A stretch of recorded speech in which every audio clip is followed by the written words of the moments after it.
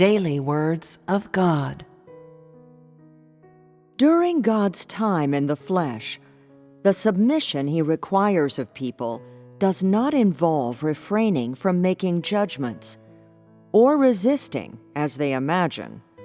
Rather, He requires that people use His words as their principle to live by and the foundation of their survival. That they absolutely put the essence of His words into practice, and that they completely satisfy His will. One aspect of requiring people to submit to God incarnate refers to putting His words into practice, while another aspect refers to being able to submit to His normality and practicality. These must be both absolute. Those who can achieve both of these aspects are all those who harbor genuine love for God in their hearts.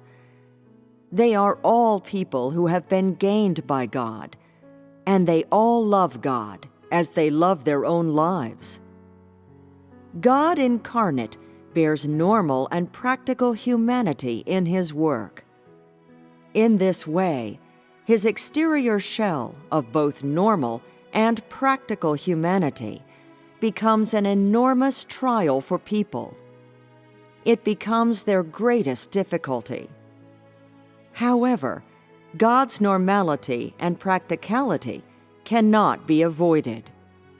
He tried everything to find a solution, but in the end could not rid Himself of the exterior shell of His normal humanity.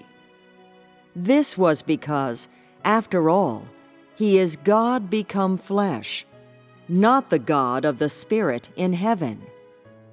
He is not the God that people cannot see, but the God wearing the shell of a member of creation. Thus, ridding Himself of the shell of His normal humanity would by no means be easy. Therefore, no matter what, He still does the work that He wants to do from the perspective of the flesh. This work is the expression of the normal and practical God. So how could it be okay for people to not submit? What on earth can people do about the actions of God? He does whatever He wants to do. Whatever He is happy with is just the way it is. If people do not submit, then what other sound plans can they have? So far, only submission has been able to save people. No one has had any other bright ideas. If God wants to test people, what can they do about it? However, all of this was not thought up by God in heaven. It was thought up by God incarnate. He wants to do this, so no person can change it. God in heaven does not interfere with what God incarnate does. So is this not even more reason why people should submit to Him? Although He is both practical and normal, He is completely the God become flesh. Based on His own ideas, He does whatever He wants to. God in heaven has handed over all tasks to Him. You must submit to whatever He does. Although He has humanity and is very normal, He has deliberately arranged all of this. So how can people glare at Him with their eyes wide with disapproval?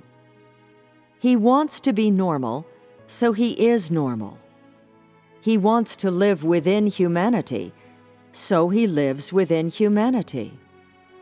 He wants to live within divinity, so He lives within divinity. People can see it however they want, but God will always be God, and humans will always be humans. His essence cannot be denied because of some minor detail. nor can he be pushed outside of the person of God because of one little thing. People have the freedom of human beings, and God has the dignity of God. These do not interfere with each other. Can people not give God a little freedom? Can they not tolerate God's being a little more casual? Do not be so strict with God. Each should have tolerance for one another. Would everything not then be settled? Would any estrangement still exist? If one cannot tolerate such a trivial matter, then how can they even think of being a magnanimous person or a true man? It is not God who causes difficulty for mankind, but mankind who causes difficulty for God. They are always handling things by making mountains out of molehills. They really do make something out of nothing, and it is so unnecessary. When God works within normal and practical humanity, what he does is not the work of mankind, but the work of God. However, humans do not see the essence of his work. They always just see the exterior shell of his humanity. They have not seen such great work, yet they insist on seeing his ordinary and normal humanity, and will not let go of it. How can this be called submitting before God? God in heaven has now turned into God on earth, and God on earth is now God in heaven. It does not matter if their external appearances are the same, nor does it matter just how exactly they work.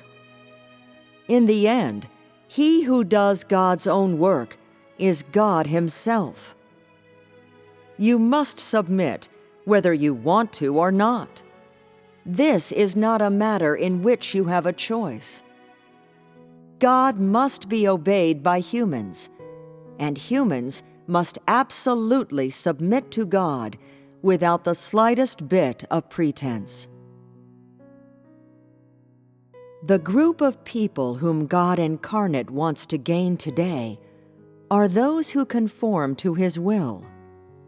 They need only submit to his work and stop constantly concerning themselves with the ideas of God in heaven, living in vagueness, and making things difficult for God in the flesh. Those who are able to obey him are those who absolutely listen to his words and submit to his arrangements. Such people pay no mind at all to what God in heaven might really be like, or what kind of work God in heaven might currently be doing among mankind. They fully give their hearts to God on earth, and they place their entire beings before him. They never give any consideration to their own safety, nor do they ever make a fuss over the normality and practicality of God in the flesh. Those who submit to God in the flesh can be perfected by him. Those who believe in God in heaven will gain nothing. This is because it is not God in heaven, but God on earth who bestows promises and blessings upon people. People should not always magnify God in heaven while seeing God on earth as a mere average person. This is unfair. God in heaven is great and wonderful with marvelous wisdom, yet this does not exist at all. God on earth is very average and insignificant, and is also very normal. He does not have an extraordinary mind or perform earth-shattering acts. He simply works and speaks in a very normal and practical manner. While he does not speak through thunder or summon the wind and the rain, he truly is the incarnation of God in heaven. And he really is the God living amongst humans. People must not magnify the one whom they are able to understand, and who corresponds to their own imaginations as God, while seeing the one they cannot accept and absolutely cannot imagine as being lowly. All of this comes from people's rebelliousness. It is all the source of mankind's resistance to God.